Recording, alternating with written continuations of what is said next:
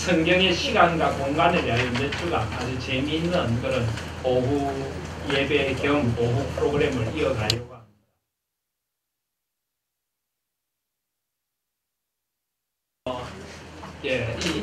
영상을 보기 전에 제가 아까 한 가지 재미있는 이야기를 하고 시작을 했으면 좋겠습니다. 아까 우리 강윤석 집사님 찬양을 하고 우리 박인주 집사님 열심히 반주를 하는 거 보니까 금요일 날 들었던 이야기가 생각이 났어요.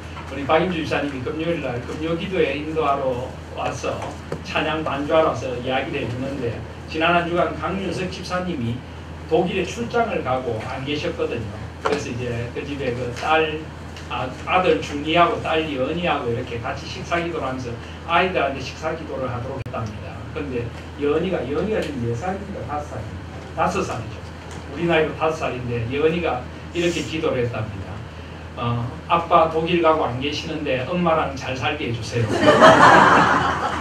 무슨 아빠가 독일에 밥 먹으러 간 것도 아니고 근데 아빠가 잘 돌아왔습니다. 네, 우리 아빠 지금 어디 있습니까? 연이가 거기 있습니까? 우리 아이들 기도가 얼마나 귀엽고 사랑스러운지 모릅니다. 금요일날 저녁에 그 이야기를 해주는데 얼마나 많이 웃었는지 모릅니다. 여러분 한번 웃으시라고. 네. 자, 그 다음에 오늘부터는 이 지도를 중심으로 하기 때문에 되게 재밌는 시간들이 될 겁니다. 먼저 우리 영상을 한번 보시겠습니다. 화면이 잘 보이실지 모르겠습니다만 한번 보시겠습니다. 잘 보십시오. 처음부터 다시 한번 보여주시죠. 처음부터 한번 보여주시죠. 자, 잘 보십시오.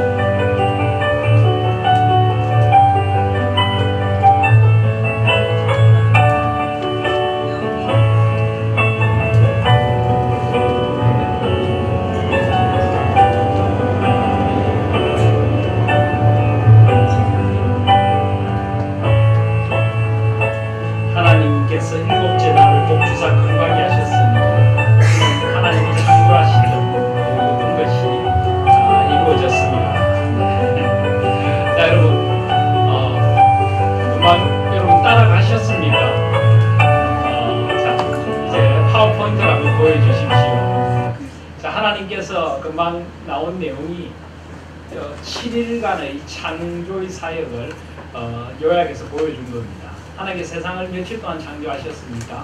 7일 동안 창조하셨습니다.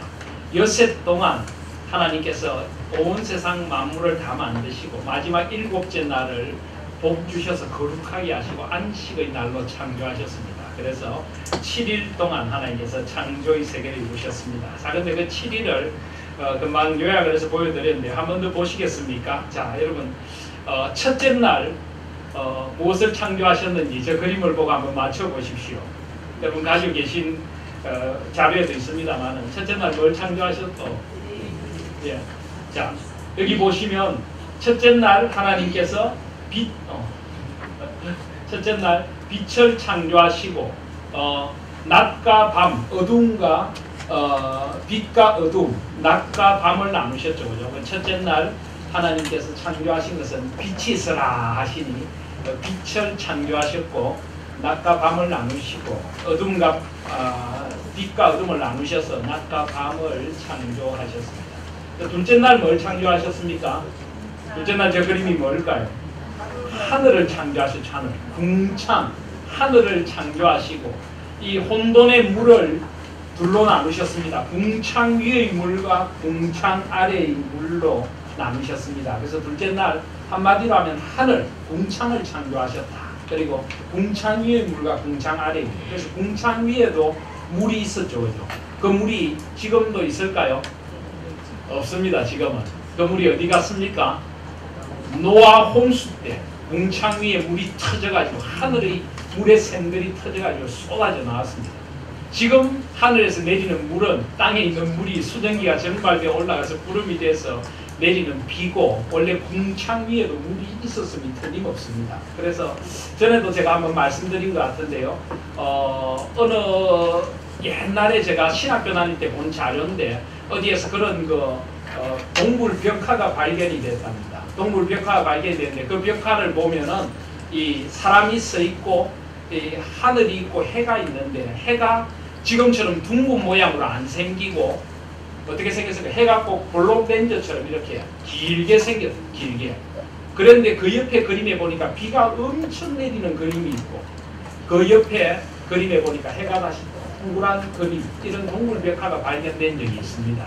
제가 한번 보여드리려고 찾는데 잘 안 찾아지더라고요. 저희들 신학교 때 본 자료인데 누가 만든 자료인지 진짜인지는 모르겠습니다만은, 심지어는 제가 그 진위 여부도 지금 의심이 좀 됩니다. 그렇지만은 그게 그 그림이 시사하는 바는 큽니다. 왜 해가 볼록렌즈처럼 생겼을까요? 궁창 위에 물이 있으니까 물을 통해 굴절이 돼서 해가 볼록렌즈로 보였다는 거예요. 근데 물이 다 쏟아지니까 그 다음에 해가 제 모양으로 보였다. 그래서 궁창 위의 물이 있고 궁창 아래의 물이 분명히 있었습니다. 둘째 날 그래서 궁창 위의 물과 궁창 아래의 물을 창조하셨습니다. 셋째 날 뭘 창조하셨습니까?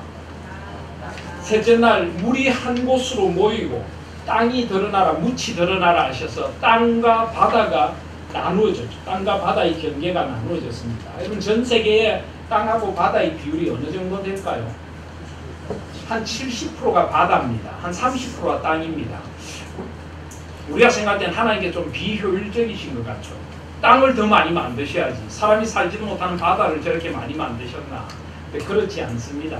이 지구 과학자들에 의하면은 바다가 70%가 돼야만 지구가 유지가 가능하대요. 땅에 있는 모든 더러운 것들이 다 바다에 들어가서 정화가 되고, 바다에서 물이 정발되어 가지고 이 지구의 대기 순환을 이루고, 바다에 있는 그 많은 자원들이라든지 이 지구에 만약에 이 생물이 살 수 있다는 게 물이 있다는 것 아닙니까? 이 지구의 70%가 물인 것도 너무나 신비로운 하나님의 조화라고 합니다. 그래서 하나님께서 주신 것은 다 맞는 것입니다. 나는요 항상 틀리는 존재입니다. 그래서 여러분 그걸 아셔야 됩니다. 하나님은 무조건 옳다. 하나님 무조건 옳다. 나는 옳지 못할 때가 많다. 그래서 다른 사람들도 마찬가지죠. 저 사람도 옳지 못할 때가 많고 나도 옳지 못할 때가 많고, 그렇기 때문에 교만해서도 안 되고 사람을 너무 신뢰해서도 안 되고, 하나님 지으신 세상이 언제나 가장 조화롭다는 그 전제를 가지고 바라보면 그게 맞는 겁니다. 그리고 실제로 과학적으로도 맞는 것입니다. 그래서 둘째 날에 이제 셋째 날 땅이 드러나고 바다가 모입니다. 그리고는 이제 땅에 뭐가 생깁니까? 셋째 날 식물들이 각종 씨 맺는 채소, 나무 뭐 이런 식물들이 쫙 자라납니다. 자, 근데 하나님께서 가만히 보면요, 이렇게 첫째 날, 둘째 날, 셋째 날 이 온 천지 창조의 프레임, 틀을 만드신 겁니다. 구조를 만드신 겁니다. 그리고는 넷째 날, 다섯 날, 여섯째 날 채우십니다. 어떻게 채우십니까? 첫째 날 뭘 만드셨습니까? 빛을 만드시고 낮과 밤을 나누셨죠. 그런데 넷째 날 이 빛을 반사할 광명체들을 만드십니다. 해와 달과 별들을 만드십니다. 그러니까 우리는 해가 빛이라고 생각하고 해가 있어야 낮이 된다고 생각하는데, 실제로는 해도 근원적인 빛을 반사하는 것입니다.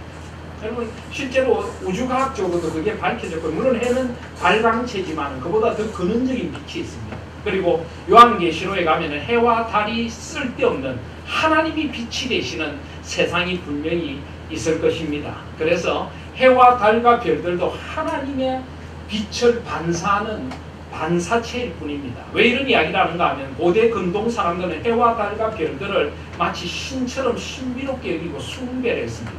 옛날에 우리나라 조상들도 그렇죠. 1월 성신이 시하면서 해와 달과 별들을 섬겼지 않습니까? 햇님, 달님, 별님 하면서 신처럼 섬기게 됐습니다. 물론 뭐 동화에 나오는 까지 너무 우리가 비난할 건 아니지만은, 그래서 해와 달과 별들도 하나님 만드신 창조의 작품이고 빛의 근원이신 하나님의 빛을 반사하는 것입니다. 그래서 첫째 날 빛을 만드시고 넷째 날 그 빛과 상응하는 빛의 발광체들을 만드셨습니다. 자, 둘째 날 뭘 만드셨습니까?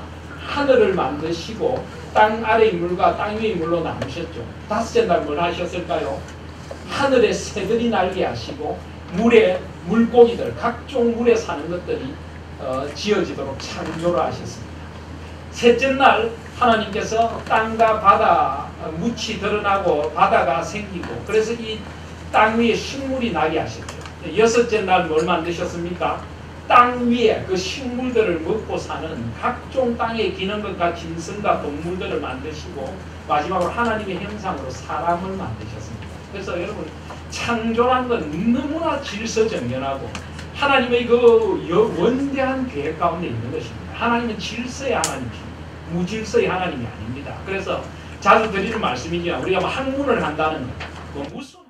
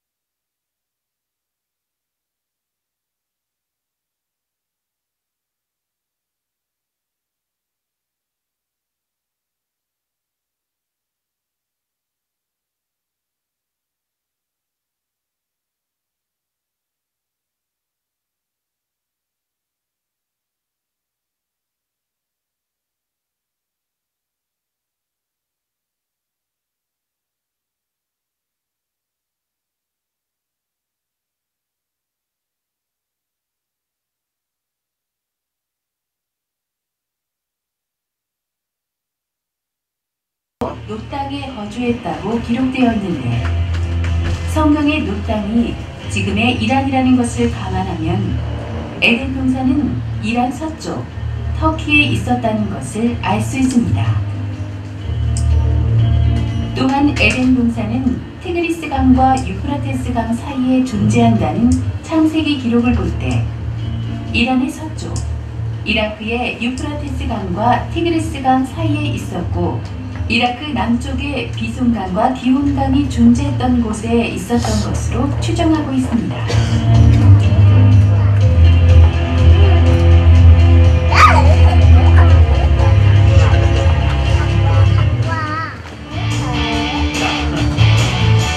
참고가 되셨습니까?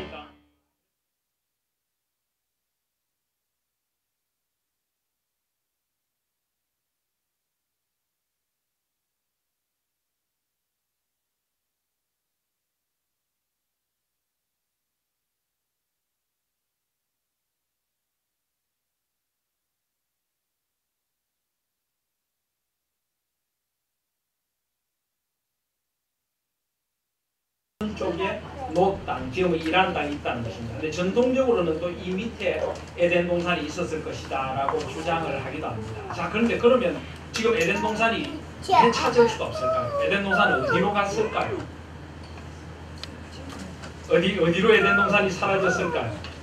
자, 여러분 창세기 3장 24절을 보십시오.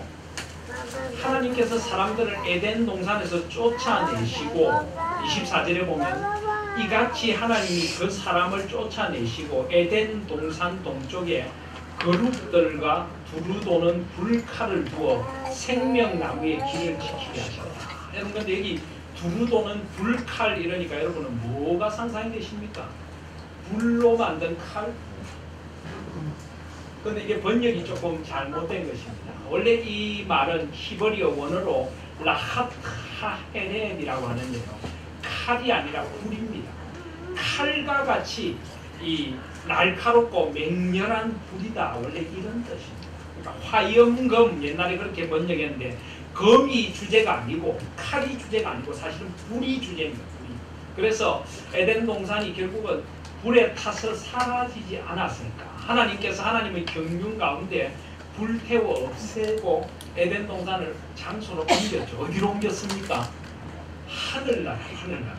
그래서 이 생명나무가 요한계시록에 보면 나옵니다. 그래서 하나님께서 에덴 동산, 이 땅의 에덴 동산을 인간이 죄를 지으니까 없애고 하늘의 영원한 에덴으로 옮겼을 것이다. 이렇게 보는 것이 신학적인 해석입니다. 그런데 과학적인 해석은 뭘까요?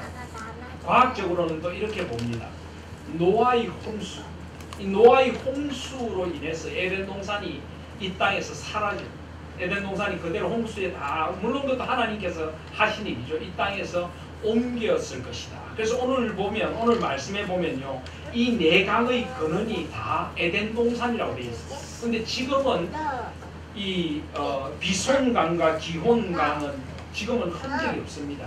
물론 이 티그리스 강과 유프라테스 강의 지류 중에 하나일 거라고 알려져 있지만 더 이상 그런 이름을 가진 강이 없습니다. 그리고 이 티그리스 강과 유프라테스 강도 지금은 근원이 에덴 동산이 아니고 저 북쪽 아르메니아 산지에서부터 시작을, 아까 아라랏산이 있는 거기서부터 시작을 합니다. 그러니까 노아 홍수로 인해서 근원 자체도 옮겨지고 그 물의 근원도 옮겨졌을 것이라는 거죠. 그래서 에덴 동산을 더 이상 찾을 수가 없을 것이라고 합니다. 자, 여러분, 그 다음에 굉장히 재밌는 이야기 하나 있는데, 제가 이스라엘에서 공부할 때 들은 이야기입니다. 이스라엘 학자들은 에덴 동산이 어디 있다고 하는지 아십니까? 유대인들은. 이건 근거 있는 건 아닙니다. 재밌는 이야기입니다. 이스라엘 사람들은 노아 홍수에서 에덴 동산이 휩쓸려 와가지고 에덴 동산이 이스라엘이 된다. 이스라엘. 그래서 실제로 성경에 보면은 기혼샘이 나오거든요. 기혼강 대신 기혼샘이 나오는데 그게 예루살렘에 있습니다. 그래서 기혼강이 기혼샘이 됐다. 그 다음에 예루살렘이 에덴 동산의 정중간이었다. 그래서 그 다음에 이제 예수님을 믿는 유대인들은 뭐라고 하는지 아십니까? 그 예루살렘에서 예수님이 십자가에 못 박혀 죽으셨고 그분이 나무에 달리셨고 그 나무가 곧 생명나무다. 근거는 없지만 금방이 은혜가 되지 않습니까? 저는 처음에 유대인들이 그 말할 때 황당한 이야기하고 있는데 끝까지 듣다 보니까 갑자기 은혜가 되더라고요. 그래서 그건 그야말로 신학적인 해석입니다.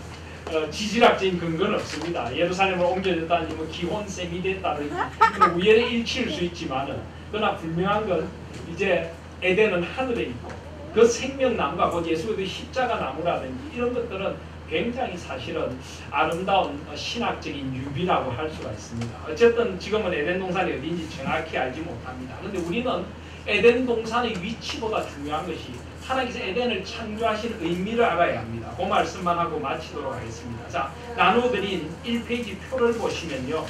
에덴 동산. 에덴이란 말이 무슨 뜻일까요?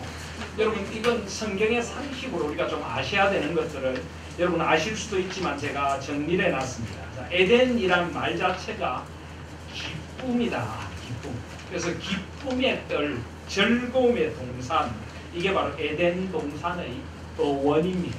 저는 만약에 전에 그런 생각을 했습니다. 우리 교회가 조그만 기도원이나 수양관을 가지게 되면 이름을 기쁨의 뜰이라고 짓고 싶다. 이게 원래 에덴이라는 말입니다. 에덴 동산, 간 에덴이라고 히브리어로 되어 있는데요. 그래서 에덴 동산이라는 말 자체가 기쁨과 즐거움의 뜰 동산이라는 말입니다. 그리고 이 동산이라고 하는 말은 울타리가 쳐져 있는 곳이라 이런 뜻도 됩니다. 하나님께서 성별하여 두신 동산, 하나님의 언약의 사랑을 이루기 위하여 두신 특별한 장소가 에덴 동산이라는 것입니다. 그런데 여러분 성경은 원래 구약은 히브리어로 써졌는데요. 그 히브리어로 된 성경을 제일 먼저 외국어로 번역한 게 예수님 오시기 약 200년 전에 그리스의 알렉산더가 지금 근동 지방을 다 점령하고 난 뒤에 그리스 문화를 퍼뜨리고 각 나라의 경전들을 그리스 말로 번역을 하고 있습니다. 그래서 구약 성경도 그리스 말, 우리가 그리스 말을 한자로 히라버라고 하죠. 그리고 영어로 헬라어라고 하는데요. 같은 말입니다. 히라버 또는 헬라어로 제일 처음 구약 성경이 번역이 됐습니다. 그걸 70인경 또는 70인역이라고 부릅니다. 유대인학자 70명이 성경을 다른 말로 번역을 했는데요. 그러면서 이 그리스 말로 번역을 하면서 에덴을 뭐라고 번역했는가 하면은 파라데이소스라고 번역했습니다. 여기서 영어의 파라다이스, 낙원이라고 하는 말이 나왔습니다. 그래서 영어의 파라다이스란 말이 곧 에덴이다 하는 것입니다. 여러분 아셨습니까? 예. 이런 걸 하나씩 알아가는 재미가 있으시기를 바랍니다. 그 다음에 자, 첫 번째 강의 이름이 비송강입니다. 지금은 이 비송강이라는 것이 남아있지 않는데요. 비송강은 자유롭게 흐르는 강이라고 하는 뜻입니다. 에덴 동산에서 발원한 첫 번째 강으로 오늘 말씀은 하윌라 온 땅을 둘렀다라고 하는데요. 거기에 보면 하윌라 온 땅을 둘러서면 그 땅의 금은 순금이요. 그곳에는 베델리엄과 호마노도 있었다라고 하는데 우리는 베델리엄과 호마노가 정확히 뭔지 잘 모릅니다. 베델리엄이 진주의 일종이라고 하기도 하고요. 호마노도 뭔가 보석인데 정확히 알지 못하지만 어쨌든 그곳에는 보석이 넘쳐나는 금이 있고 그런 땅을 둘렀습니다. 그리고 둘째 강의 이름이 기혼강인데요. 기혼강은 뿜어내다 솟아내다는 뜻인데 에덴 동산에서 발원한 두 번째 강으로 구스 일대를 둘렀다는 게 이 구스는 아프리카 북아프리카 쪽에 에티오피아를 성경에 구스라고 하거든요. 그래서 위치적으로 상당히 멉니다. 그까지 이 강이 흘러갔을까? 애국의 나일강의 어떤 근원이 되었을까? 잘 모릅니다. 그렇지만은 성경에는 그렇게 되어 있는데 이 구스가 아프리카의 구스가 아니고 또 다른 구스일 것이다. 뭐 이렇게 보는 사람도 있는데 정확히 아무도 알지 못합니다. 그리고 이제 세 번째 강이 히데겔 강입니다. 히데겔 강은 빠르게 흐르는 강이라는 뜻인데 티그리스 강의 히브리어 명칭입니다. 그래서 아수르 동쪽으로 흘렀다.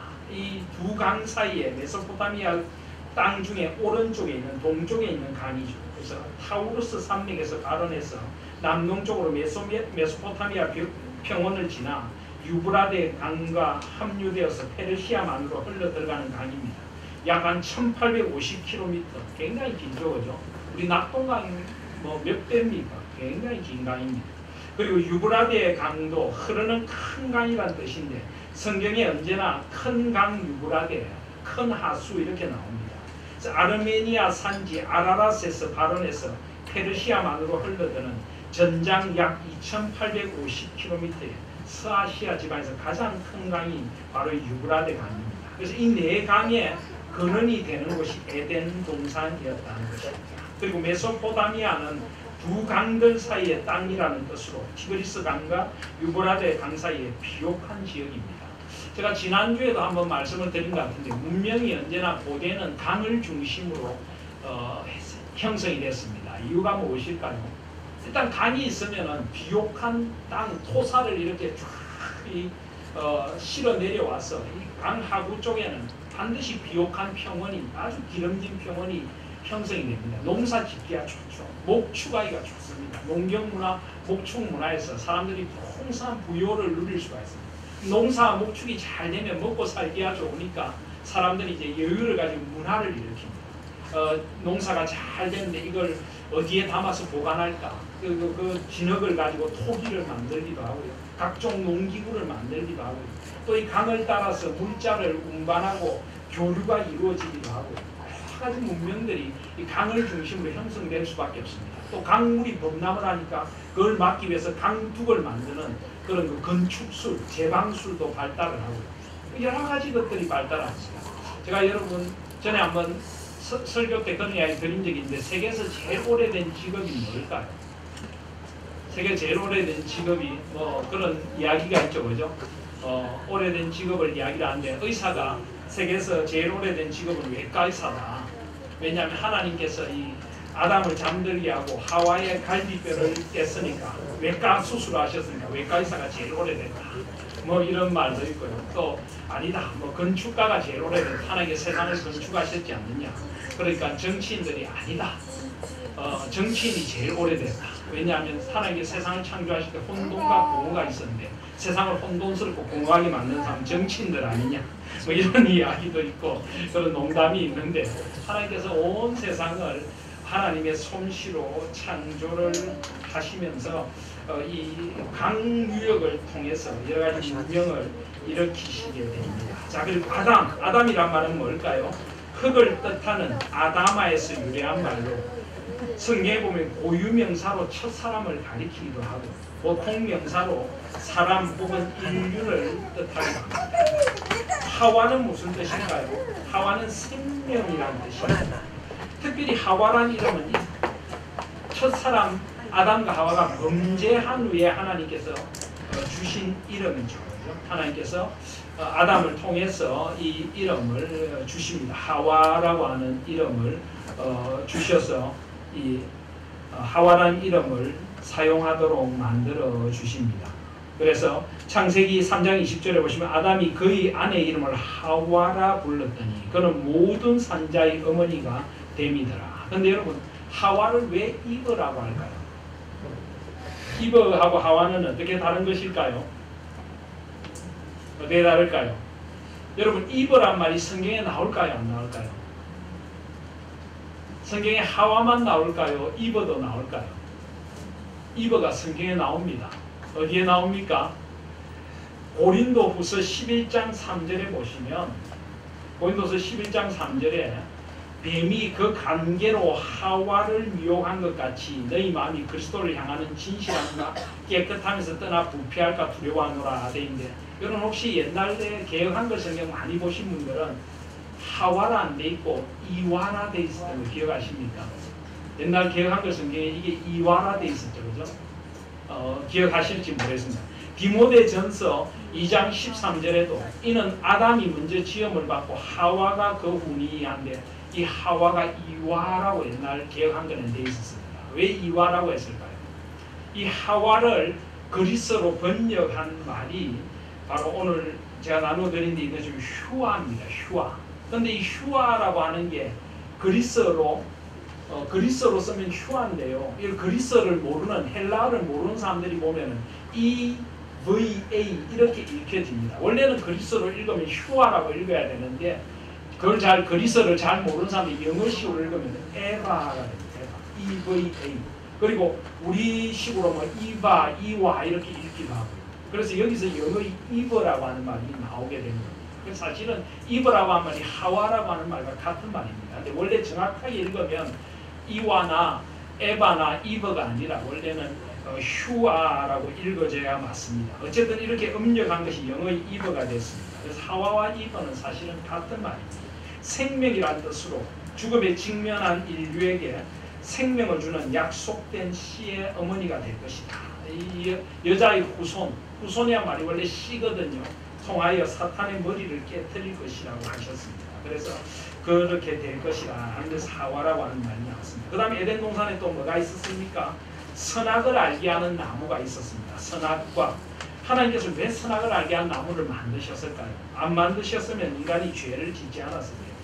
그런데 하나님은 인간을 맹목적인 로봇과 같은 존재로 만드신 것이 아니고 스스로 하나님께 반응하는 자유의지를 가진 존재로 만드셨습니다. 사실은 선악과는요, 하나님과 사랑의 언약의 나무입니다. 내가 하나님을 사랑한다면 하나님과 맺은 언약을 지키고 하나님이 하지 말라고 하시는 걸 하지 않고 그 사랑에 반응하고 순종함으로 하나님을 즐거워할 수 있도록 자발적으로 하나님의 은혜에 나갈 수 있도록 해주는 나무가 바로 이 선악을 알게 하는 나무입니다. 그래서 이것이 사실은 은혜의 나무고 언약의 나무고 사랑의 나무입니다. 왜 만드셨을까가 아니라 그걸 통해서 하나님에 대한 사랑을 표현할 수 있도록 만들어주신 나무가 선악을 알게 하는 나무입니다. 그리고 결국 인간은 첫 번째 순종에 실패했죠. 그런데 그곳에 생명나무도 있었습니다. 생명의 주이신 성삼위 하나님 안에서 누리는 영원한 복락을 상징하는 생기와 활력의 나무인데 이제 인간이 죄를 지음으로 생명나무에 이르는 길이 막혔죠. 그런데 그 길을 열어주시기 위해서 오신 분이 누구입니까? 예수님. 우린 예수의 십자가를 통해 생명나무로 다시 나가게 되었고 그 생명나무를 우리는 요한계시록 저 낙원에서 만나게 될 것입니다. 그래서 우리가 영원한 생명을 얻게 되는 게 곧 생명나무, 예수를 통해서 생명나무에 우리가 접붙임을 받아 영원한 생명을 얻게 된 것입니다. 자, 이제 말씀을 마치면서 에덴 한번 파워포인트를 한번 보시기 바랍니다. 에덴 동산, 지금 이것은 아까 제가 북부설, 남부설 이야기를 했는데 이건 남부를 중심으로 만들어진 것이긴 합니다만은 에덴 동산에서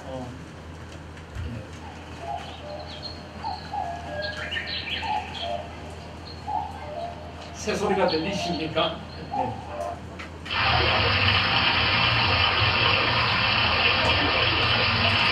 내간, 기손, 기혼, 히데겔, 이브라데.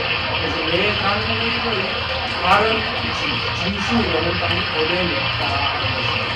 그래서 이 에덴 동산, 지금 정확한 지리적 소재지가 볼수 없으나 그것이 유프라시아가 하고 있는 왜 바빌로니아 공원이 중미선으로 추장된다라고 아까 제가 말씀드린 북부설이 요즘은 더 유력하다는 말씀을 드렸습니다.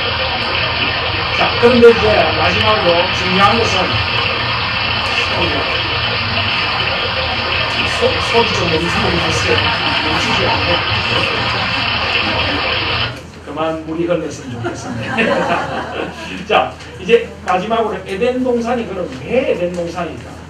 제가 우리 교회 와서 자주 말씀드렸고 우리 하나님의 비전이고 저희 목회의 비전이기도 합니다. 에덴 동산은요 3가지가 온전한 땅이었습니다. 에덴 동산에서는요 하나님과 온전한 사귐과 교제가 있었습니다. 하나님을 예배하고 하나님 앞에 아무런 죄의 장벽이 없이 마음껏 하나님을 찬양하고 영광 돌리는 곳이 에덴 동산입니다.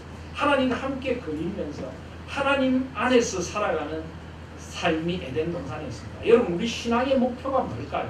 오늘 낮에 제가 천국에 대해서 말씀드렸네요. 신앙의 목표가 천국 가는 것입니까? 아닙니다. 천국 가는 건 신앙의 결과입니다. 신앙의 목표는 뭘까요? 죄를 지은 우리가 하나님 안에서 회복되어 하나님과의 온전한 관계를 누리는 것이 신앙의 목표입니다. 죄로부터 자유롭게 되어서 하나님을 내가 예배하고 하나님 앞에 기도하고 하나님의 말씀을 누리고 하나님과의 온전한 관계 속에 들어가서 하나님 안에서 회복되어 가는 것이 신앙의 목표인 것입니다. 그리고 천국은 마지막 결과인 것입니다. 그래서 에덴 동산이 바로 그 하나님과의 온전한 관계가 있는 곳이었기 때문에 저곳으로 돌아가는 것이 우리의 목표입니다. 그 다음에 에덴 동산에는 또 뭐가 있었습니까? 아담과 하와 사이에 죄가 들어오지 않아서 온전한 관계가 있었습니다. 여러분 아담과 하와가 죄를 짓기 전에 부부싸움을 했을까요? 했을까요? 안 했을 것입니다. 죄가 안 들어왔으니까 그래요. 우리가 부부싸움 하는 것도 다 죄성의 결과입니다.